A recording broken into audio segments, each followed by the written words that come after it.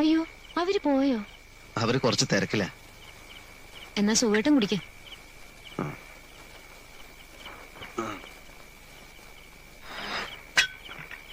എന്തുമാത്രം പണക്കാരാ സുഖേട്ടാ ഈ കോളനിയില്. ഓരോ വീടുകളിൽ ചെന്ന് നോക്കണം, ഇല്ലാത്ത ഒന്നുമില്ല. ഫ്രിഡ്ജ്, അലക്ക് മെഷീൻ, കാറ്, ഒന്നും പറയണ്ട. ഓരോ സ്ത്രീകളൊക്കെ ഉടുത്തിരിക്കുന്ന സാരി കാണുമ്പോ കൊതിയാവും. ഞാൻ എഞ്ചിനീയർ ആണെന്നാണോ നീ എല്ലാരോടും പറഞ്ഞിരിക്കുന്നത്? അത് സുഖേട്ടാ, ഞാൻ നോക്കുമ്പോ ഒരാള് കളക്ടർ, വേറൊരാള് വക്കീല്, പിന്നെ ഒരാള് ഡോക്ടർ ഒക്കെ കേട്ടപ്പോ ഞാനും കൊച്ചാവുന്ന പോലെ തോന്നി. അതുകൊണ്ട് പറഞ്ഞു പോയതാ. ഇനി സുഖേട്ടനായിട്ട് അത് തിരുത്താനൊന്നും പോണ്ട. ആരറിയാനാ? അതൊക്കെ പോട്ടെ. എന്നിട്ട് ഈ അലക്ക് മെഷീൻ ഉണ്ടല്ലോ, നമ്മൾ തുണിയിട്ട് ചുമ്മാ ഒരിടത്ത് ഇരുന്നാ മതി. അലക്കലും പിഴിയലും തിരുമലും ഒക്കെ മെഷീൻ തന്നെ ചെയ്തോളൂ. എന്ത് സുഖ. നമ്മൾ അങ്ങനെ പണക്കാരല്ലോ കാഞ്ചനെ. എന്ന് വെച്ച് ദരിദ്രവാസികളല്ലോ.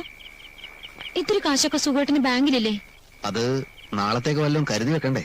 ഇന്ന് സുഖമായിട്ട് ജീവിക്കാതെ നാളത്തേക്ക് കരുതി വെക്കുന്നതിൽ ഒരർത്ഥമില്ല സുഖേട്ടാ. ഒടുക്കം വയസ്സുകാലത്ത് ഖേദിക്കേണ്ടി വരും.